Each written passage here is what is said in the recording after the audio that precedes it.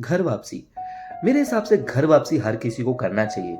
Bible में घर वापसी का घटना मैं बताता हूँ। एक जवान लड़का अपने पिताजी को छोड़कर चला जाता है और उसको लगता है कि मैं अपने जीवन को अपनी मर्जी के अनुसार जीऊंगा। धन संपत्ति उड़ाया, दोस्तों के साथ जीवन जिया, पाप किया, गलत काम किया।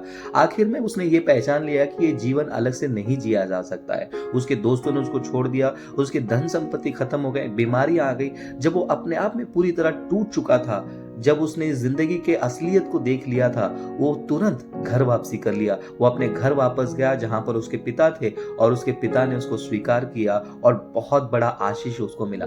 ठीक उसी प्रकार ये पूरी दुनिया परमेश्वर से दूर हो गई है, यही बाइबल कहती है। पाप के कारण हम परमेश्वर से दूर हो गए हैं। यीशु मसीह ने पूरे इंसान को, आपको और मुझे इसीलिए बनाया ताकि हम उनके साथ रह सके।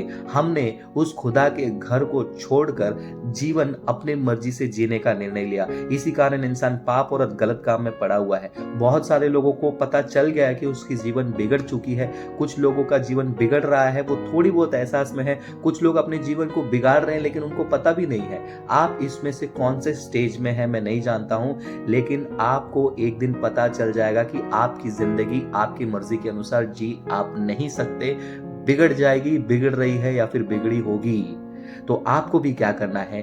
घर वापसी करना है, यानी कि यीशु के पास आना है। सबसे पहले इंसान यीशु के पास जाने के लायक नहीं था, इसीलिए यीशु खुद आपके पास आया, आपको नया जीवन देने के लिए, और इंतजार कर रहे हैं और बुला रहे हैं कि घर वापसी करो।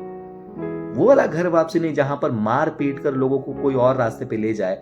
ये घर वापसी जहां पर यीशु मसीह है। यीशु मसीह के पास आने से आपका पाप, श्राप सब कुछ क्षमा हो जाता है। यीशु मसीह के लहू से आप नए बन जाते हो और आप उस घर में वापस आ जाते हो जिस घर को छोड़कर आप चले गए थे।